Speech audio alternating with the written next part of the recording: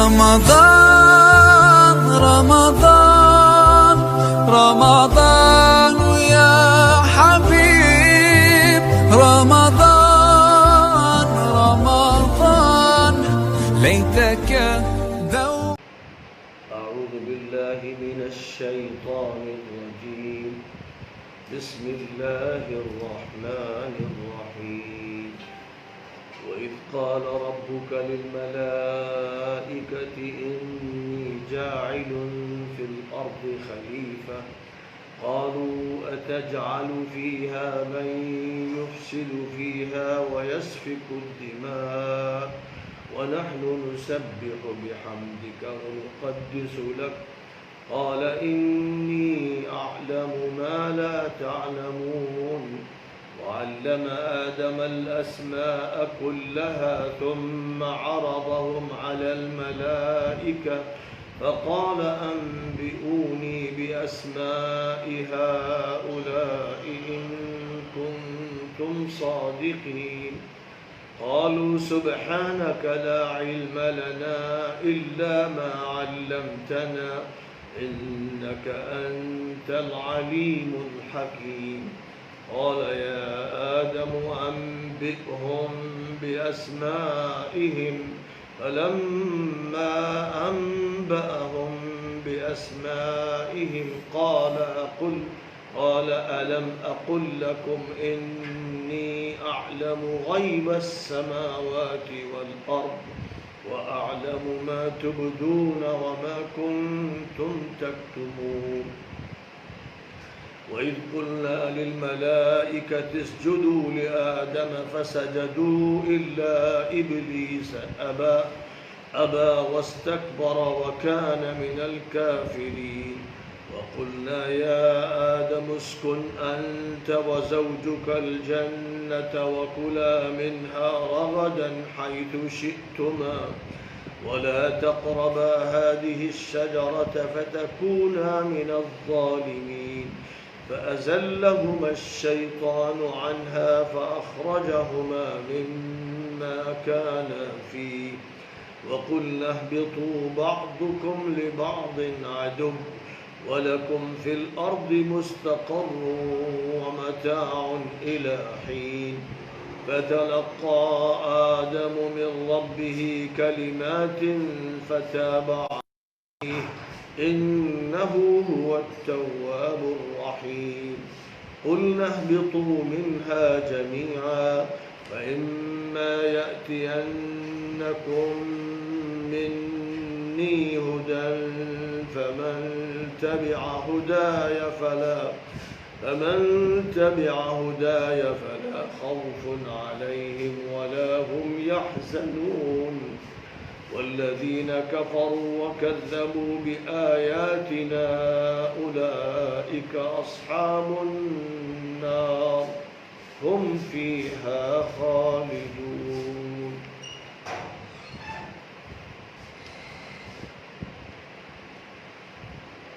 اس وقت کے بارے میں سوچو جب تمہارے رب نے فرشتوں سے کہا تھا کہ میں زمین میں خلیفہ کا تقرر کرنے والا ہوں. انہوں نے عرض کیا تھا کہ کیا آپ اس کو یہ ذمہ داری سونپ رہے ہیں جو زمین میں فساد مچائے گا اور خون بہائے گا؟ اور ہم تو آپ کی تسبیح و تحمید و تقدیس، آپ کی پاکی، آپ کی حمد و ثنا اور آپ کی عظمت و بزرگی کے ذکر میں لگے ہوئے ہیں. تو اللہ نے فرمایا تھا جو میں جانتا ہوں تمہیں اس کا علم نہیں. اور آدم کو تمام چیزوں کے ناموں اور ان کے اوصاف و خصوصیات کا علم اللہ تعالیٰ نے عطا فرما دیا.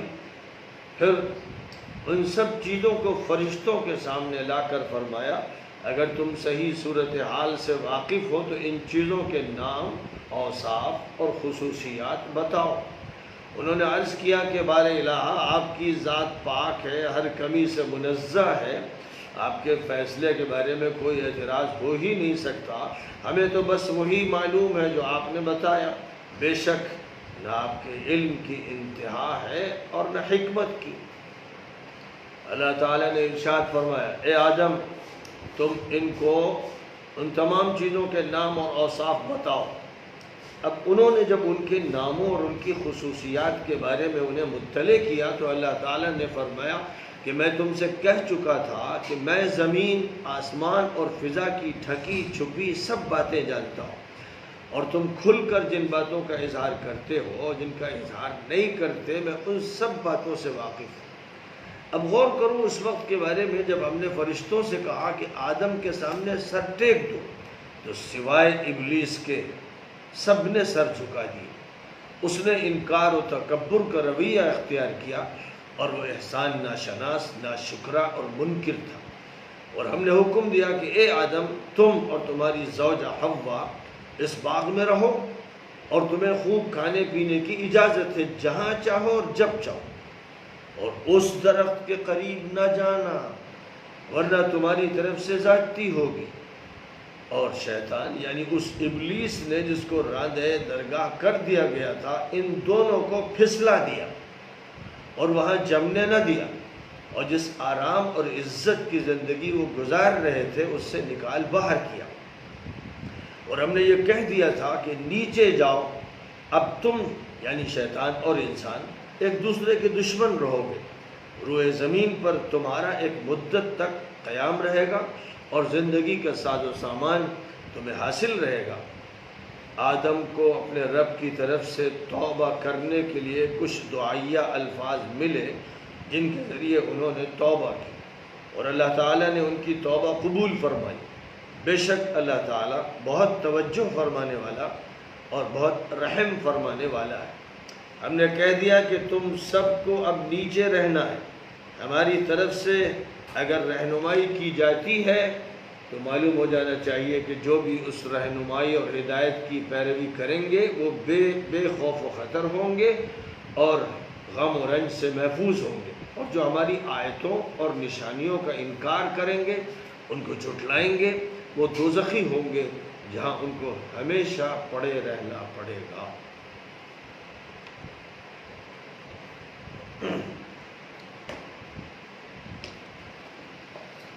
یہ آیات کریمہ جو سورۃ البقرہ کی آیت نمبر 30 سے آیت نمبر 39 تک پڑھی گئی ہیں اور ان کا ترجمہ پیش کیا گیا ہے۔ سورۃ البقرہ کے جو چیپٹرز ہیں، سورۃ البقرہ کی جو فصلیں ہیں، اس کے جو موضوعات ہیں،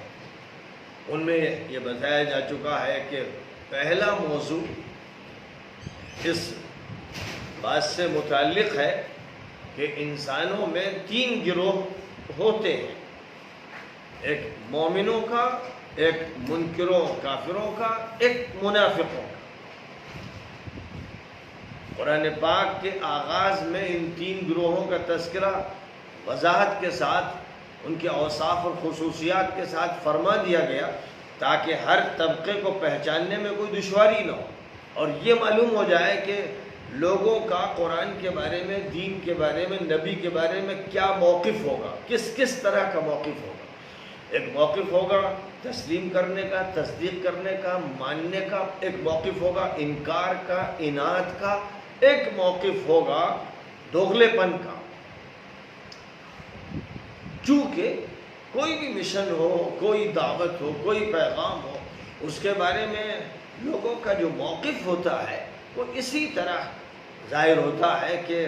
کوئی مانتا ہے، کوئی نہیں مانتا ہے، کوئی بین بن کے رہنا چاہتا ہے۔ اس لیے پہلا سبق سورۃ البقرہ کا یہ تھا، یہ کتاب انسانوں کے لیے آئی ہے، جنوں کے لیے بھی آئی ہے، اس کتاب کا خطاب ہے پوری انسانیت سے۔ اب ظاہر ہے کہ انسانیت اس کتاب کے خطاب کے سلسلے میں کیا موقف اختیار کرے گی، کیا کیا ان کے ذریعے سے عمل سامنے آئیں گے، کیریکٹر سامنے آئیں گے، اس کے بارے میں ایک وضاحتی بیان بالکل ابتدائی طور پر دے دیا گیا۔ اور اس کے بعد پھر جو موضوع چھیڑا گیا تھا اس کا تعلق ان بنیادی 3 عقائد سے ہے جو اللہ تعالیٰ کی طرف سے ہر نبی کو دیے گئے، ہر پیغمبر کو دیے گئے، اللہ کی ہر کتاب میں جن کا تذکرہ فرمایا گیا، اور جو اساس و بنیاد ہے اسلام کی، اس دین متین کی، اللہ کے نظام کی۔ ایک ہے عقیدہ توحید، ایک ہے عقیدہ رسالت، ایک ہے عقیدہ آخرت۔ توحید کی تفصیلات ہیں، رسالت کی تفصیلات ہیں، قیامت کی تفصیلات ہیں، وہ تفصیلات قرآن میں بھی ہیں، حدیثوں میں بھی ہیں، اور عقائد کی جو کتابیں لکھی گئی ہیں ان میں قرآن و حدیث سے بہت چیزیں اخذ کر کے بیان بھی کی گئی ہیں، لیکن بنیادی طور پر وہ 3 عقائد ہیں۔ اس کے بعد اب اس کی ضرورت تھی کہ یہ انسان جو قرآن کا مخاطب ہے، جو پیغمبر کا مخاطب ہے، اس کی تاریخ کیا ہے، اس کا آغاز کہاں سے ہوا ہے، کس حیثیت سے اس کو وجود عطا کیا گیا ہے۔ یہ پوری دنیا جو انسانوں سے آباد ہے، اور ظاہر ہے جن بھی ہیں جو مخفی ہیں، یہ سارے انسان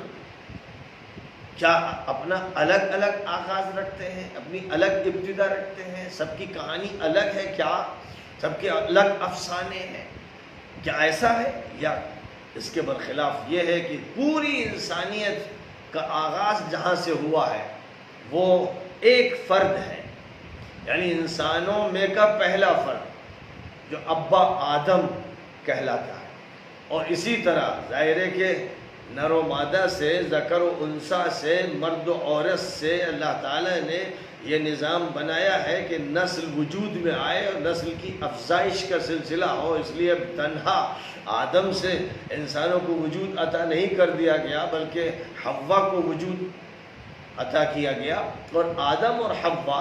ان دونوں سے نسل انسانی کے وجود کا عمل ہوا، انسان پیدا ہوتے چلے گئے، اور پھر ان کے بھی خاندان بنتے گئے، اور ان خاندانوں سے پھر دوسرے افراد پیدا ہوتے گئے، افزائش نسل کا یہ عالم برپا ہوا کہ دنیا کا کونا کونا انسانوں سے آباد ہو گیا۔ تو انسانوں کی جو تاریخ ہے، اس تاریخ کا آغاز پہلے ایک فرد سے، پھر دوسرے فرد سے، یعنی 2 افراد سے تاریخ کا یہ سلسلہ چلا ہے، اور قرآن آدم اور حوا کا نام لیتا ہے، بائبل میں ایڈم اور ایو، EVEADAM، ایڈم اور ایو،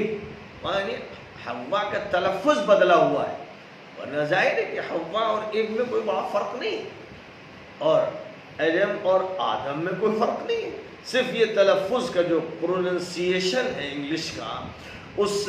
پروننسیشن میں یہ تعبیر اختیار کر لی گئی ہے، اور اصل زبان جس میں تورات اتری تھی اب تو صحیح معنی میں نہ اس زبان کا چلن ہے، نہ اولڈ ٹیسٹامنٹ اس زبان میں محفوظ ہے، دنیا میں اس کے ترجمے ہوتے رہے اور انہی ترجموں سے واقفیت۔ ہندوؤں کے ہاں بھوشیہ پران میں بھی آدم اور حوا کا ذکر ہے،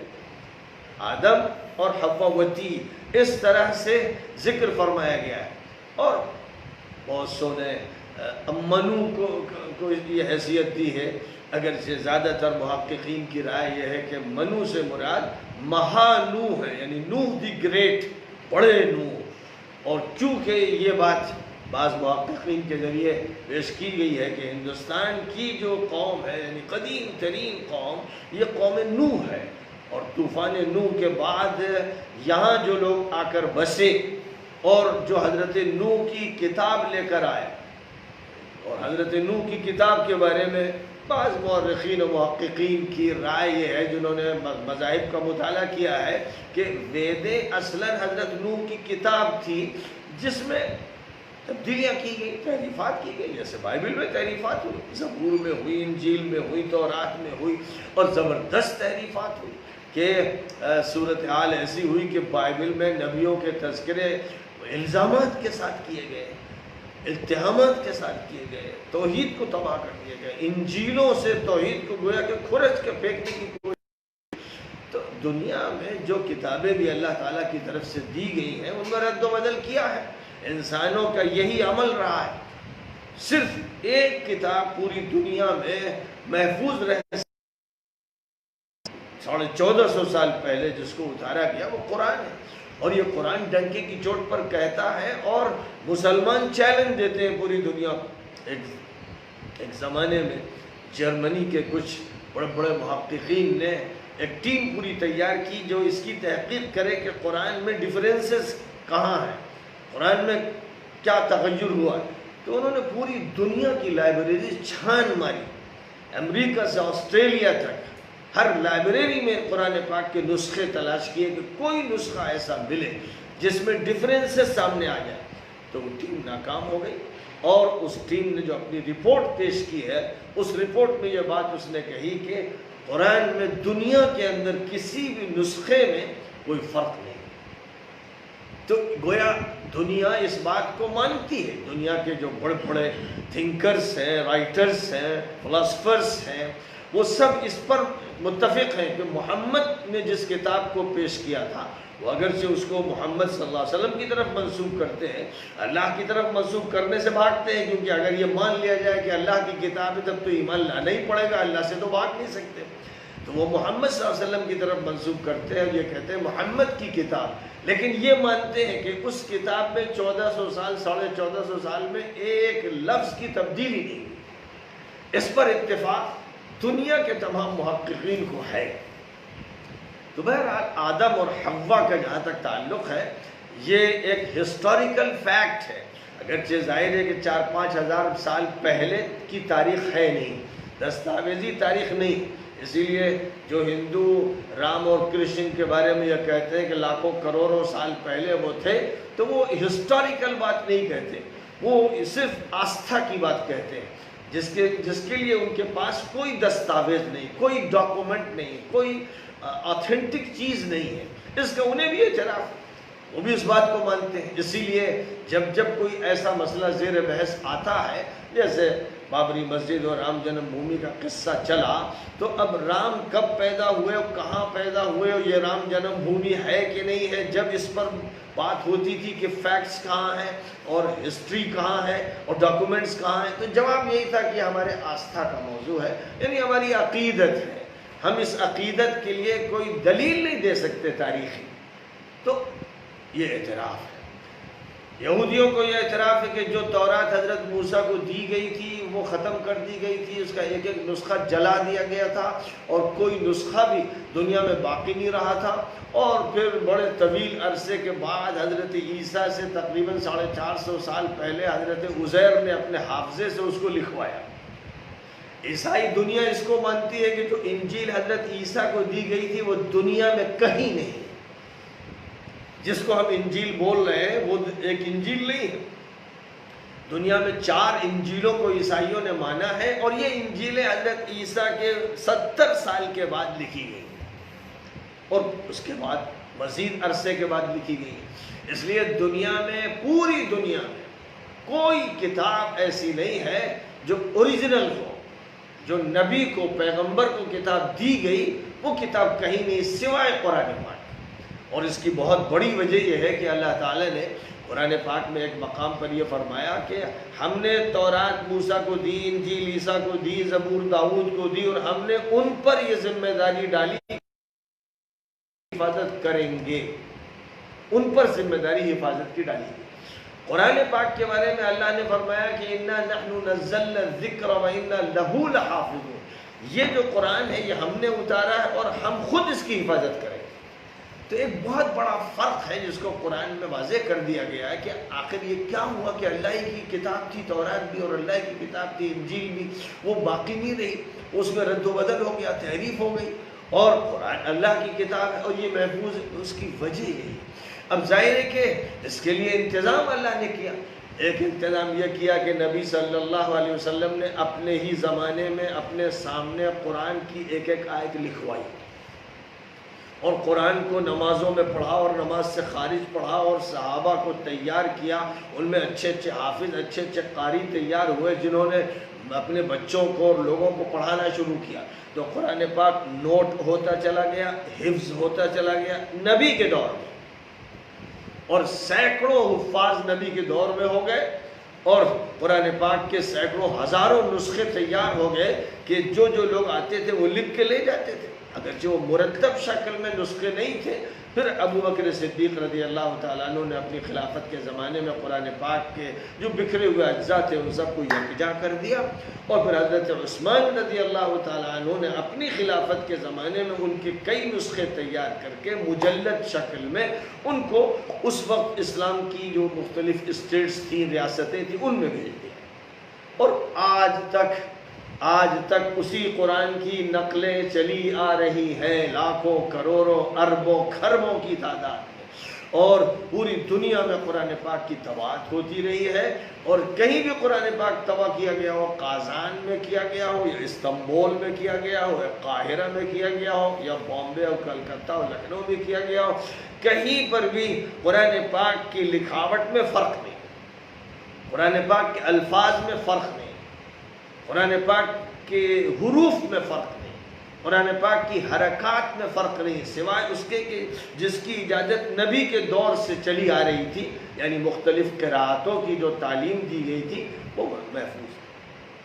تو اس طرح قرآن پاک ایک معجزہ ہے، جیتا جاگتا معجزہ ہے۔ آپ چیلنج دے سکتے ہیں کہ ایک ویدوں کو ماننے والوں ایک حافظ وید کا ایک پیش کر کے دکھاؤ، ایک وید کا، 4 ویدوں کا ذکر ہوتا ہے، ایک حافظ گیتا کا دکھا دو۔ آپ چیلنج کر سکتے ہیں پوری عیسائیت کو کہ ایک حافظ انجیل کا دکھا دو۔ آپ چیلنج کر سکتے ہیں تمام یہودیوں کو کہ ایک حافظ تورات کا دکھا دو، سب ناکام ہے۔ مسلمانوں سے پوچھئے کہ مسلمانوں قرآن کے حافظ بتاؤ، تو مسلمان بچوں کو، جوانوں کو، ادھیڑوں کو، بوڑھوں کو اتنی تعداد میں پیش کریں گے کہ گنتی نہیں ہو سکے، اور ہر دور میں یہی سلسلہ چلتا رہا، یہاں تک کہ آج کے ہمارے دور میں کروڑ حافظ ہیں۔ کوئی ملک ایسا نہیں، کوئی شہر ایسا نہیں، کوئی گاؤں ایسا نہیں جہاں حفاظ نہ ہو۔ اس ملک میں 11-12 لاکھ مسجدیں ہیں، ہر مسجد میں تو قرآن پاک سنایا ہی جاتا رہا۔ آج لاک ڈاؤن ہو گیا ہے، اس وقت اس طرح نہیں سنایا جا پا رہا ہے، اور ہر گھر میں بھی قرآن پاک کے سنانے والے موجود رہتے تھے، حافظ اتنے کہ مسجدیں کم پڑ جاتی تھی۔ تو یہ معجزہ ہے۔ تو آدم اور حوا کے بارے میں گویا پوری دنیا، مذہبی دنیا، رہ گئے کمیونسٹ، منحوس قسم کے مذہب سے بیزار، وہ لوگ کہ جو اللہ کے منکر ہیں، آخرت کے منکر ہیں، وہ لوگ جن کے جسم انسانوں کی طرح ہیں لیکن وہ چوپائے ہیں، جانور ہیں، کیڑے مکوڑے ہیں، جن کی کوئی حیثیت نہیں ہے اس دنیا میں، جی رہے ہیں، جسم دیا گیا ہے، ڈھو رہے ہیں، اور اختیار دیا ہے اللہ نے اس کا کہ مانو یا نہ مانو، دنیا آزمائش کی جگہ ہے، تو ان کا تو شمار و قطار نہیں۔ اور ہم سب جانتے ہیں کہ 70 سال میں دھڑام سے وہ کمیونزم گرا، اور ماسکو سے اعلان کرنا پڑا وہاں کے اس وقت کے صدر کو کہ کمیونزم کا خاتمہ ہو گیا ہے۔ اس لیے ان کا جو شمار تھا 90 سے پہلے، 1990 سے پہلے، وہ شمار بھی ختم ہو گیا۔ اب تو ان کا حال یہ ہے کہ وہ خود امریکہ کے چمچے بنے رہتے ہیں، وہ خود تابع ہیں دوسری طاقتوں کے۔ اس لیے پوری دنیا، ہندو ہوں، مسلمان ہوں، سکھ ہوں، عیسائی ہوں، یہودی ہوں، سب اس پر متفق ہیں کہ انسانی قافلہ آدم اور حوا سے چلا ہے۔ الگ الگ ناموں سے وہ ان کا ذکر کر سکتے ہیں، لیکن اس میں کوئی شک و شبہ نہیں کہ ایک انسان اور ایک ان کے ساتھ ایک خاتون، ایک مرد اور ایک عورت، یہ 2 ہیں جن سے یہ سلسلہ چلایا گیا۔ یہ تو خیر نسل کا معاملہ ہوا، جس سے یہ بات واضح ہو گئی کہ جتنے بھی انسان ہیں سب کسی نہ کسی طرح بھائی، یعنی ان سب کے اندر خونی رشتہ ہے، اور یہ جو خونی رشتہ ہے، اس رشتے کو جو لوگ توڑنا چاہتے ہیں، اس رشتے کے بارے میں شکوک و شبہات پیدا کرنا چاہتے ہیں، جیسے ہمارے ملک میں بہت سے لوگ مسلمانوں کے خلاف باتیں کرتے ہیں یا دلتوں کے خلاف باتیں کرتے ہیں، یہ ذلیل و کمینے اور بے حیثیت قسم کے گندے اور ناپاک لوگ، یہ ملک کے لیے، زمین کے لیے بوجھ ہے، یہ آسمان کی لعنتوں کے لیے مرکز ہے، ان کو بھی شمار مت کیجیے۔ باقی دنیا، وہ ساری دنیا جو اللہ کو مانتی ہے، لارڈ کو مانتی ہے، گاڈ کو مانتی ہے، ایشور کو مانتی ہے، وہ اس کو مانتی ہے کہ سارے کے سارے انسان رشتہ دار ہیں اور خون ایک ہے، جسم کا سسٹم بھی ایک ہے، سر سے لے کر پیر تک جو اعصابی نظام ہے، رگوں پٹھوں کا جو نظام ہے، جو دماغ کا سسٹم ہے، ایک ہے۔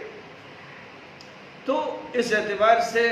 جب بات کہی جا رہی ہے تو سب سے کہی جا رہی ہے۔ یہ سبق صرف مسلمانوں کے لیے نہیں ہو رہا ہے۔ جو بات اللہ کی لاسٹ بک اور فائنل بک کے ذریعے بیان کی جا رہی ہے، لاسٹ اور فائنل میسنجر کو جو عطا کی گئی ہے، اور جو سارے انسانوں کے پیغمبر تھے، اور یہ قرآن جو سارے انسانوں کی کتاب اور گائیڈ بک ہے، جب بھی اس کا کوئی سبق ہوگا تو صرف مسلمانوں کے لیے نہیں ہوگا۔ میں ہندو بھائیوں سے کہوں گا کہ اہتمام کے ساتھ ہر سبق کو سنیں، وہ یہ سمجھیں کہ یہ جو بات کہی جا رہی ہے یہ پوری ہیومینٹی کے لیے ایک گائیڈنس ہے، مانوتا کے لیے سندیش ہے، اور اس سندیش سے جو ناواقف رہے گا، وہ جاہل رہے گا، وہ کتنا بڑا پروفیسر بن جائے، یونیورسٹی کا ریڈر بن جائے، لیکچرر بن جائے، لیکن وہ زمین و آسمان کے رابطے اور عبد اور معبود کے رابطے اور ایک انسان اور اس کے مالک کے درمیان کے رابطے کے بارے میں جاہل محض ہوگا۔ اب جو سب سے اہم بات اس چیپٹر میں ہے، یا یوں کہیے اس سبق میں ہے، وہ یہ ہے کہ انسان کی جو حیثیت اللہ نے طے کی، یعنی جب پہلے انسان کو بنانے کا فیصلہ کیا تو حیثیت یہ طے کی کہ یہ viceroy of the lord of the universe ہوگا، پوری کائنات کے مالک کا خلیفہ ہوگا، اس کا نمائندہ ہوگا، اس کا ترجمان ہوگا۔ یہ حیثیت متعین کی۔ یہ بہت اہم بات ہے۔ یہ بات اس وضاحت کے ساتھ نہ بائبل میں ہے، نہ ویدوں میں ہے، نہ دنیا کی کسی کتاب میں ہے۔ اس وضاحت کے ساتھ اور اس ترتیب کے ساتھ اور ان مضامین کے ساتھ دنیا کی کسی کتاب میں یہ بات بڑی اہمیت رکھتی ہے، کیونکہ انسان اپنے کو پہچاننے کی کوشش کرے۔ اگر آدمی یوں سمجھے میں مزدور ہوں، میں مستری ہوں، میں لوہار ہوں، میں بڑھئی ہوں، میں صنعت کار ہوں، میں جناب والا کلرک ہوں، یہ پہچانیں اگر اپنی اپنی متعین کی جائے تو چھوٹی پہچانیں، بڑی محدود پہچانیں۔ ٹھیک ہے، یہ آپ کا پیشہ ہے، یہ آپ کا ہنر ہے، یہ آپ کی ٹیکنیک ہے، یہ آپ کی پڑھائی ہے، یہ آپ کی ملازمت ہے، یہ ایک چھوٹا سا تعارف ہوا۔ لیکن جب بڑے دائرے میں آپ اپنا تعارف کرائیں گے تو کہیں گے میں انسان ہوں۔ اچھا، انسان کی حقیقت کیا ہے؟ انسان کون ہے؟ کیوں بنایا گیا؟ تو پھر یہ اس کو معلوم ہونا چاہیے کہ انسان کو اللہ کا وائسرائے بنایا گیا ہے، یعنی اللہ کا نمائندہ بنایا گیا۔ سب سے پہلے انسان کو یہ مقام دیا گیا ہے۔ اب ظاہر ہے کہ کسی ملک میں بادشاہ ایک ہوتا ہے، صدر جمہوریہ ایک ہوتا ہے، وزیر اعظم ایک ہوتا ہے، کالج کا پرنسپل ایک ہوتا ہے، اور کسی یونیورسٹی کا چانسلر ایک ہوتا ہے، وائس چانسلر ایک ہوتا ہے۔ یہ نظام ہے۔ اس لیے کہ اگر کئی ہوں تو جھگڑے ہوں گے، اختلافات ہوں گے، اور باتوں میں اتفاق نہیں ہو پائے گا، سب اپنی اپنی بات کہیں گے، نتیجہ اس کا یہ ہوگا کہ کسی ایک نقطۂ اتحاد پر لوگ آ کر جمع نہیں ہوں گے۔ اسی لیے یہ عقیدہ بھی خالص عقلی، منطقی، حقیقی، واقعاتی ہے کہ اللہ ایک ہے۔ لو كان فيهما آلهة إلا الله لفسدتا، اگر آسمان و زمین و فضاؤں کی نگرانی کرنے والے اور ان کے مالک کئی ہوتے، ایک نہ ہوتا تو کرپشن ہوتا، ہنگامہ ہوتا، دنیا درہم بھرم ہو جاتی، کائنات درہم بھرم ہو جاتی، دونوں ٹکراتے آپس میں۔ ایک یہ طے کر رہا ہے کہ اب صبح کا وقت آ گیا، اب صبح ہمیں دینی ہے، دوسرا کہہ رہا نہیں ہمیں رات رکھنی ہے۔ اسی میں جھگڑا ہو گیا تو معلوم ہو گیا آج رات جو ہے 20 گھنٹے کی ہو گئی اور کل جناب والا دن جو ہے وہ اتنا کا ہو گیا۔ یہ جھگڑے آپس میں خداؤں میں ہوتے رہتے۔ ایک خدا ہے، اس لیے آپ دیکھیے ایک قانون چل رہا ہے، ایک گردش ہے سورج کی، ایک سیکنڈ فرق نہیں ہو سکتا۔ دنیا کا گلوب گردش کر رہا ہے، ایک سیکنڈ کا فرق نہیں۔ یہ بات اسی وقت ہو سکتی ہے جب کہ ایک ارادہ ہو، ایک فیصلہ ہو، ایک حکم ہو۔ اس لیے یہ بات بتانی ہے کہ خلیفہ بھی ایک ہوتا ہے بڑے دائرے میں، اور اگر خلیفہ اکیلے ساری دنیا نہیں دیکھ سکتا ہے تو وہ اپنا پھر نمائندہ امیر بناتا ہے۔ تم جو ہے ذمہ دار ہو، تم فلاں علاقے کے ذمہ دار، تم فلاں علاقے کے ذمہ دار، تو وہ گویا چھوٹا خلیفہ ہوتا ہے، وہ خلیفہ کا نمائندہ ہوتا ہے۔ اب اس طرح سے جتنی اسٹیٹس ہوتی ہیں وہاں کے وزیر اعلیٰ ہوتے ہیں، اب یہ سارے وزیر اعلیٰ وزیر اعظم سے جڑے ہوتے ہیں، جتنی اسمبلیاں ہوتی ہیں سب پارلیمنٹ سے جڑی ہوتی ہیں، ایک مرکزی ادارہ ہوتا ہے۔ ایسے ہی خلافت مرکزی ادارے کو کہا جاتا ہے۔ اب اس مرکزی ادارے سے جو حکومت کے نظام جڑتے ہیں وہ یوں سمجھیے کہ جیسے ریاستی نظام ہے۔ اب چونکہ اسلام نے تو پوری دنیا کو فتح کر کے دکھایا، پوری دنیا میں خلافت کا نظام قائم کیا، اس لیے اسلام کی اسٹیٹس ویسی نہیں تھی جیسے ہمارے ملک کی ہیں یا امریکہ کی ہیں یا اور دیگر ملکوں کی ہیں، بلکہ اسلام کی اسٹیٹس ایسی تھی کہ پورا ملک ایک اسٹیٹ ہے۔ مدینہ منورہ میں جو خلیفہ بیٹھا ہوا ہے اس کی ایک اسٹیٹ یمن میں ہے، اور ایک اسٹیٹ عراق ہے، اور ایک اسٹیٹ شام ہے، اور ایک اسٹیٹ ایجپٹ ہے، اور ایک اسٹیٹ ایران ہے، اور ایک اسٹیٹ افغانستان ہے۔ یہ سارے دنیا کے بڑے بڑے ملک جن کے اندر صوبے ہیں اور جن کے اندر بہت سی ریاستیں ہیں، وہ مدینہ منورہ میں بیٹھے ہوئے خلیفہ کی سب ریاستیں تھیں۔ یہ ایک تاریخی واقعہ ہے، یہ خیال اور افسانہ نہیں ہے، ساری دنیا جانتی ہے اس تاریخ کو۔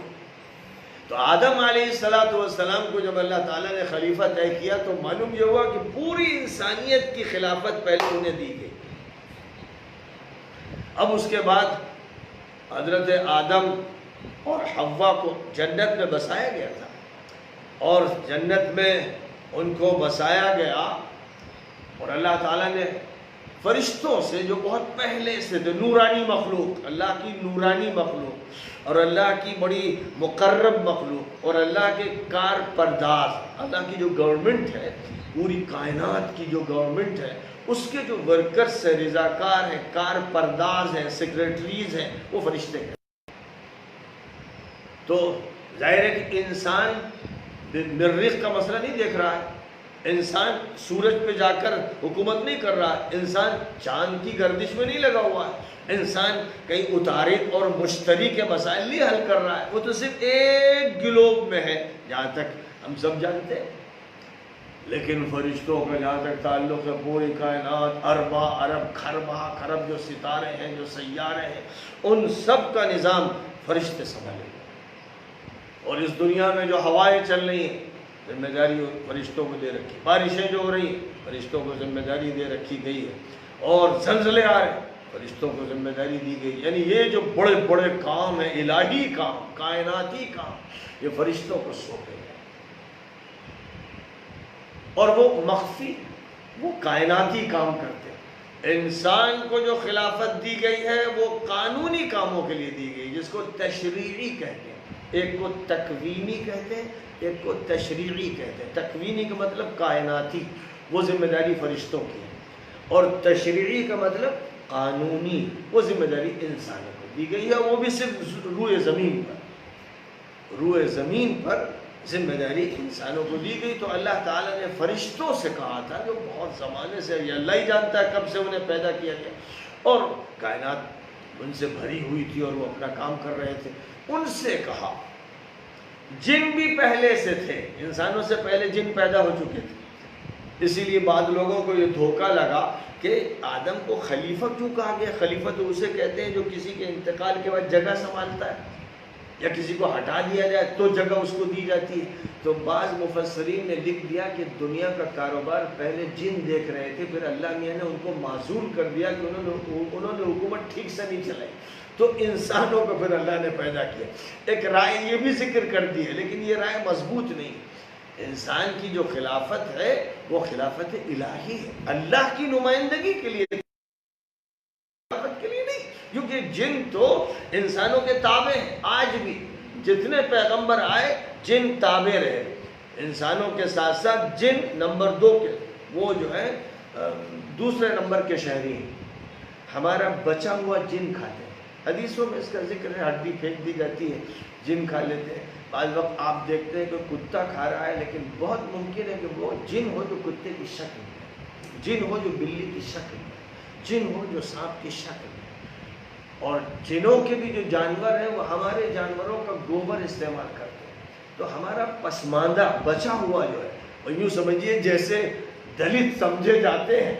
ویسے جن جو ہیں انسانوں کے مقابلے میں دلت ہیں، اللہ کے بندے ہیں،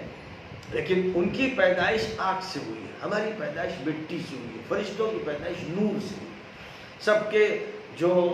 ایلیمنٹس ہیں وہ الگ الگ ہیں، اسی لیے وہ نظر نہیں آتے۔ یہاں جن بھی ہمارا سبق سن رہے ہوں گے، فرشتے ضرور ہوں گے، وہ تو طے ہے۔ حضور نے فرمایا ہے کہ جب بھی دینی باتیں ہوتی ہیں، قرآن کا مذاکرہ ہوتا ہے تو فرشتے مجلس کو گھیر لیتے ہیں اور اللہ کی رحمت کا نزول ہوتا ہے، سکینت نازل ہوتی ہے۔ اس لیے یہ تو ہمیں پورا یقین ہے کہ فرشتے ہیں، اور ایک بڑی حد تک ظن غالب ہے کہ جن بھی موجود ہیں، کیونکہ ان کا بھی یہ معاملہ ہے کہ ایسی مجلسوں میں جو ان میں سے اہل ایمان ہی شریک ہوتے ہیں، اور جنہوں نے حضور صلی اللہ علیہ وسلم سے طائف سے واپس آتے ہوئے قرآن پاک سنا تھا، قرآن پاک میں سورۃ الاحقاف میں اس کا ذکر فرمایا گیا ہے، اور پھر اور متعدد موقع ایسے آئے کہ انہوں نے حضور سے قرآن سنا اور اس کے بعد وہ ایمان لائے، پھر اپنے علاقوں میں مبلغ بن کر گئے اور وہاں دین کی دعوت دی۔ اس کا سورۃ الجن میں تذکرہ فرمایا گیا ہے، اور وہاں یہ بات بھی ذکر کی گئی ہے کہ جن یہ کہتے ہیں کہ بھئی ہم پہ اچھے لوگ بھی ہیں، برے لوگ بھی ہیں، مسلمان بھی ہیں، کافر بھی ہیں، ویسے ہی جیسے آپ کے اندر ہے۔ تو اس سے معلوم ہوا کہ جن جو ہے وہ سیکنڈ گریڈ کے لوگ ہیں، اور اسی لیے وہ ہمارے تابع رہتے ہیں، یعنی ہم میں سے جو نبی ہوتے ہیں وہ ان کے امتی ہوتے ہیں، اور ہم میں سے جو علماء ہوتے ہیں وہ ان کے ماننے والے ہوتے ہیں، ان کی تقلید کرتے ہیں، ان کا اتباع کرتے ہیں، ان کے شاگرد ہوتے ہیں، ان کے سبق میں بیٹھتے ہیں۔ اور جو برے لوگ ہوتے ہیں، جو برے جن ہیں، وہ فلموں میں ہیں، وہ بدماشیوں میں ہیں، وہ شراب خانوں میں ہیں، وہ وہاں ان کے ساتھ ہیں، اور جن ہی ہیں، جن میں سے شیطان نکلے ہیں، شیطان الگ نہیں ہے، جنوں کی ہی ایک نسل ہے۔ تو بہرحال اللہ تعالیٰ نے حکم فرمایا فرشتوں کو، اور ضمناً جن اس میں شامل تھے،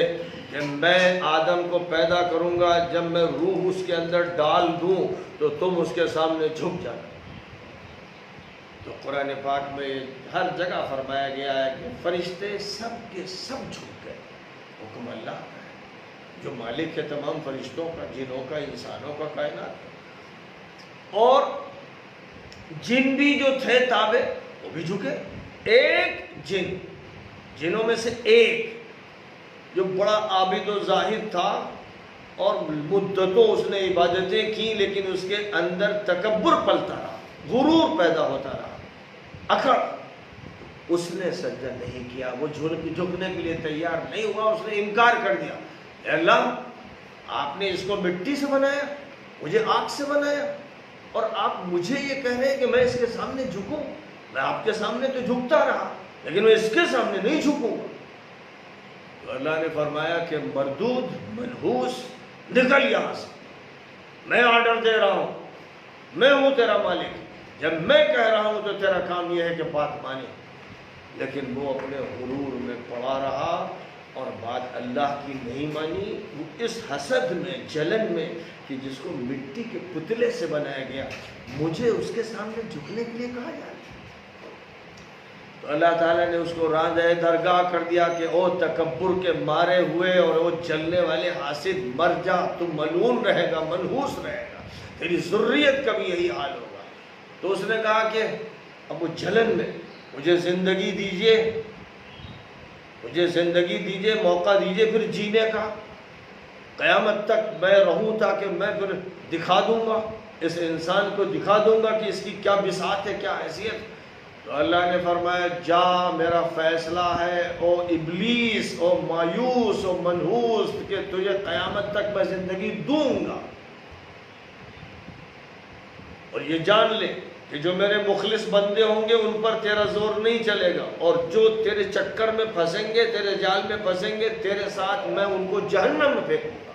جا، تجھے آزادی دی۔ یہ ہے واقعہ۔ سورۃ البقرہ میں کہیں کچھ مختصر سی کوئی بات کہہ دی گئی، اور یہاں یہ تو سورۃ البقرہ ہی کا ایک چیپٹر ہے جس میں واقعہ کا صرف یہ پہلو بیان کیا گیا ہے جس کا تعلق خلافت کے نظام سے ہے۔ سورۃ الاعراف میں بھی ہے اور قرآن کی بہت سی صورتوں میں یہ واقعہ جو ہے آدم کا اور ابلیس کا بیان کیا گیا ہے۔ آدم اور حوا کا اس اعتبار سے کہ وہ زوجین تھے، اور آدم اور ابلیس کا اس اعتبار سے کہ وہ دو ٹکرانے والی طاقتیں تھیں۔ تو اللہ تعالیٰ نے آدم علیہ السلام کے لیے یہ بات طے فرمائی کہ اللہ جو قانون بنائے گا، جو احکام دے گا، جو نظام بنائے گا، اس کا نفاذ کرنا اپنے اوپر اور تمام لوگوں پر اور روئے زمین پر، یہ ان کا کام ہے۔ خلافت کی یہ معنی ہے۔ انسان کو جو منصب و مقام دیا گیا ہے وہ یہ ہے کہ وہ اللہ کی ترجمانی کرے، وہ اللہ کا نمائندہ بنے، وہ اللہ کے حکم کو قبول کرے، اس پر خود عمل پیرا ہو، اور اس کے بعد تمام اپنے انسانی بھائیوں پر اس کو نافذ کرے۔ یہ ذمہ داری اس کو سونپی گئی۔ اب جو بھی اس سے ہٹا، اللہ کا حکم جس نے ترک کیا، نافرمانی کی، شریعت توڑی، شریعت کو بائی پاس کیا، اس نے تقوی کے خلاف عمل کیا، لوگوں کے ساتھ اچھا سلوک نہیں کیا، عدل کی جگہ ظلم کیا اور خیر کی جگہ شر کو اختیار کیا اور ایمان کی جگہ کفر کو فروغ دیا، جو بھی یہ کرتا رہا وہ خلیفہ نہیں ہو سکتا۔ وہ خلیفہ نہیں ہو سکتا۔ اسے آپ بادشاہ کہیے، اسے آپ حکمراں کہیے، اسے آپ مستبد کہیے، اسے آپ طاغوت کہیے، اسے آپ صدر کہیے، اسے وزیر اعظم کہیے، کچھ بھی نام چاہیے رکھیے، لیکن وہ خلیفہ نہیں، کیونکہ خلیفہ بہت بلند لفظ ہے۔ آج تو خلافت کا تصور ہی نہیں رہ گیا اور خلافت کا سلسلہ جوڑ دیا گیا ان کے ساتھ جن کو دہشت گرد کہا گیا۔ یعنی جو خلافت کی بات کرے یا شریعت کے نفاذ کی بات کرے، وہ حکومتیں جو مسلم شمار کی جاتی ہیں اس کو دہشت گرد کہہ دیتی ہیں، اس کو مارتی ہیں، اس لیے کہ دو گروہ تھے، ایک آدم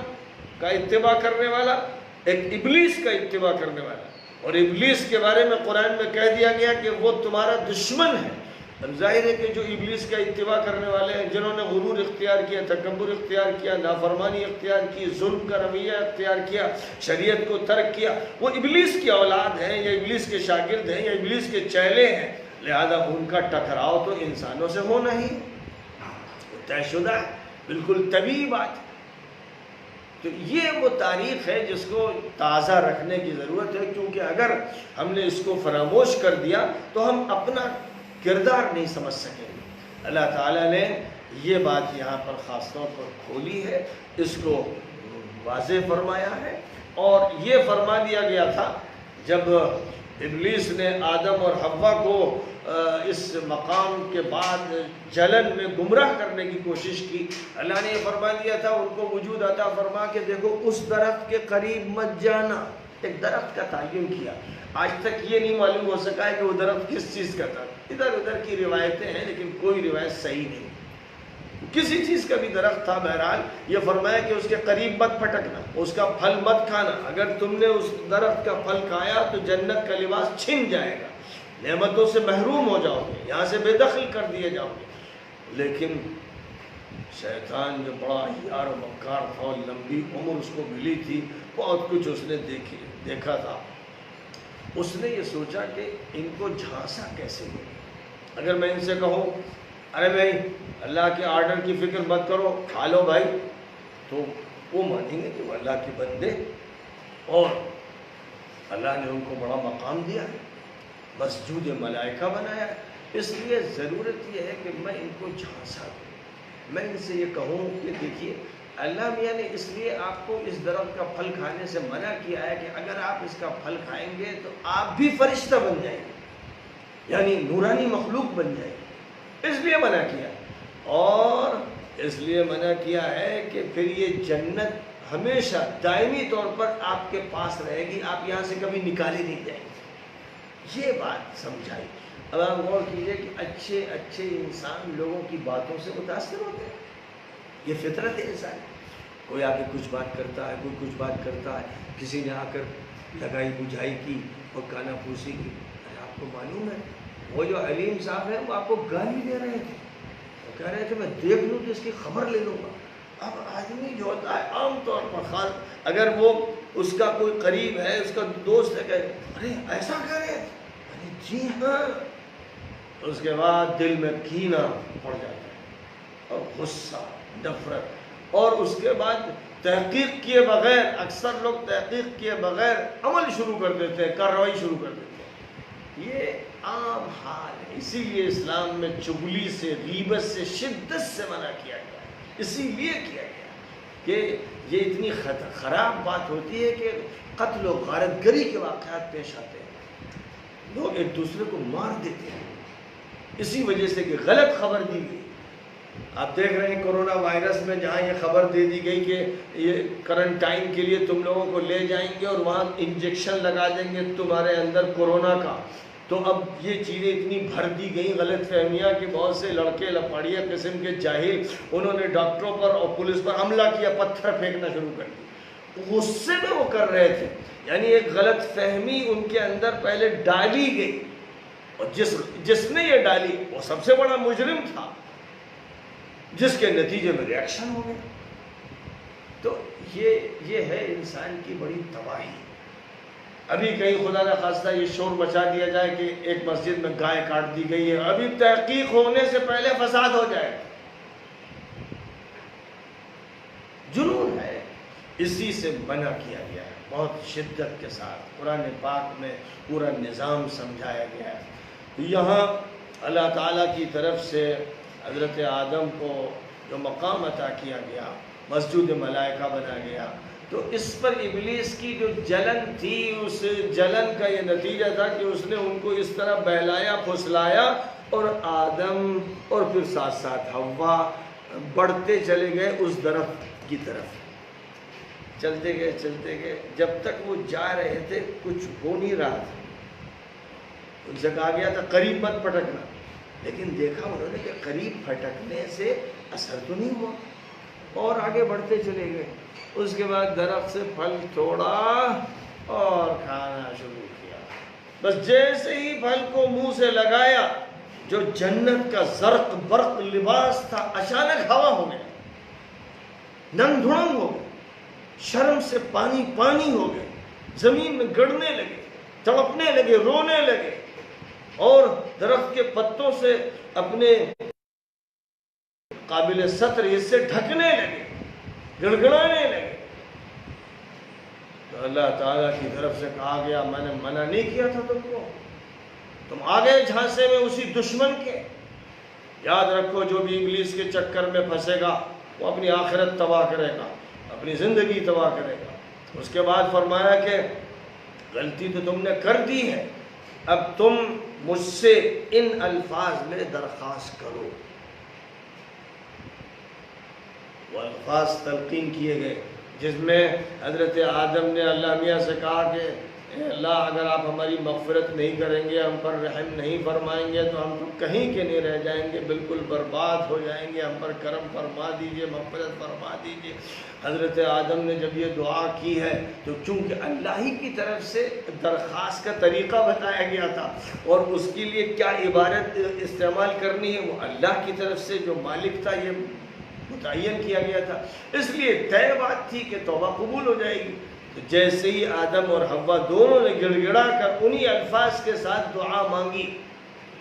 اللہ تعالیٰ نے ان کی دعا قبول فرمائی، توبہ قبول ہو گئی۔ لیکن اب اس غلطی کی بنیاد پر ایک فیصلہ طے ہو گیا کہ تم ابھی اس جنت میں نہیں رہو گے، ہم نے ابتدائی طور پر اور تمہیں اس جنت کا منظر دکھانے کے لیے یہاں بسایا تھا، لیکن اب تم کو روئے زمین پر اترنا پڑے گا، وہاں تمہارے لیے زندگی کا انتظام کیا جائے گا اور قیام تھوڑی مدت کے لیے ہوگا، پھر اگر تم میری ہدایت پر وہاں عمل کرو گے تو پھر واپس اسی جنت میں آؤ گے، اور اس پر عمل نہیں کرو گے تو اس جنت سے ہمیشہ کے لیے محروم ہو جاؤ گے۔ اور یاد رکھنا کہ یہ دشمن ہے تمہارا، یہ ابلیس، اور پھر اس کی ذریت اور اس کے چیلے چپاٹے تمہارے دشمن ہوں گے۔ قرآن پاک میں دیگر مقامات پر یہ بھی بیان کر دیا گیا کہ یہ جو ابلیس ہے جنوں میں سے ایک شخص اور پھر اس کی اولاد، پھر اس کو ماننے والے انسان، دونوں برابر، شیاطین الجن والانس یوحی بعضهم الى بعض زخرف القول غرورا،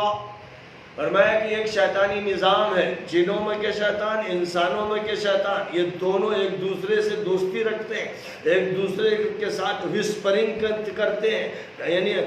یہ سنگن کر کے رکھتے ہیں، آپس میں ان کے روابط ہوتے ہیں، ان کی لابیاں ہوتی ہیں جو کام کرتی ہیں، اور ان کے فلم پروڈیوسرز ہوتے ہیں جو لوگوں میں بے حیائی پیدا کرتے ہیں، ان میں وہ لوگ ہوتے ہیں جو عیاشی اور بدماشی اور بے حیائی کو رواج دیتے ہیں، ان کا شیطان سے رابطہ رہتا ہے، اور جیسے وہ خفیہ کارروائی کرتا ہے، یہ بھی خفیہ طور پر اپنے پلان تیار کرتے ہیں، منصوبے کرتے ہیں۔ اے لوگوں، جس طرح وہ جنوں میں کے شیاطین سے تمہیں چوکنا رہنا ہے، ویسے ہی انسانوں کے ان شیطانوں سے چوکنا رہنا ہے جن کو تم دیکھ بھی رہے ہو۔ تو قرآن پاک میں انسانوں کے شیطان اور جنوں کے شیطان دونوں کا تذکرہ فرمایا گیا ہے۔ یہ بہت اہم سبق ہے، اور اسی سبق سے غفلت کا یہ نتیجہ ہے۔ آج ہمارے معاشرے میں جو ظلم ہو رہا ہے، جو زیادتی ہو رہی ہے، ہمارے جو ڈکیتیاں پڑ رہی ہیں، لوٹا جا رہا ہے، غصب کی واردات ہو رہی ہے، اغوا کی واردات ہو رہی ہے، اور ایک دوسرے کی عزت پر جو حملے ہو رہے ہیں، اور جھوٹ بولا جا رہا ہے، اور غیبتیں کی جا رہی ہیں، اور ڈیوائڈ اینڈ رول کی پالیسی اختیار کی جا رہی ہے، یہ سارے کے سارے کام شیطانی کام ہیں، اور یہ شیطانوں کے ایجنٹ ہیں جو ہمارے ملکوں میں ہیں، ہر طبقے میں ہیں، حکومت میں ہیں، رعایا میں ہیں۔ یہ وہ لوگ ہیں جنہوں نے پورے معاشرے کو تباہ کر رکھا ہے۔ ان شیطانی طاقتوں پر جب ایشور کو ماننے والے، اللہ کو ماننے والے اور اس کی بات کو ماننے والے لوگ غالب آئیں گے، اور وہ برائی کا مقابلہ کریں گے، برائی کو دور کرنے کی کوشش کریں گے، اور انسانوں کو حق کی طرف لائیں گے، اور جس سے غلطی ہو گئی اس کو توبہ کی دعوت دیں گے۔ اگر یہ عمل ہوگا تو انشاءاللہ صالح ماحول غالب آ جائے گا، اور نیکی اور تقوی کی زندگی ہوگی، جیسے حضرت محمد صلی اللہ علیہ وسلم نے مکہ مکرمہ میں تحریک چلائی تھی، جب ہر طرف فسق و فجور و بدماشی و ظلم تھا، اور دھیرے دھیرے کوشش کرتے کرتے آپ غالب آئے، اور پھر آپ جب غالب آئے تو آپ کے نظام کے تحت خلافت منتقل ہوئی۔ ابو بکر صدیق پہلے خلیفہ ہوئے، یہ وہ خلیفہ ہیں جو رسول اللہ کے خلیفہ ہوئے۔ اس کے بعد حضرت عمر خلیفہ ہوئے، یعنی ابو بکر کی نمائندگی، تو اب وہ پہلے ان کے بارے میں کہا جاتا تھا خلیفتی رسول اللہ۔ یہ بڑا لمبا لفظ تھا، اس کو ادا کرنا مشکل تھا، تو مشورہ ہوا کہ کوئی اور لفظ اس سے اختیار کیا جائے، تو لفظ یہ طے ہوا امیر المؤمنین۔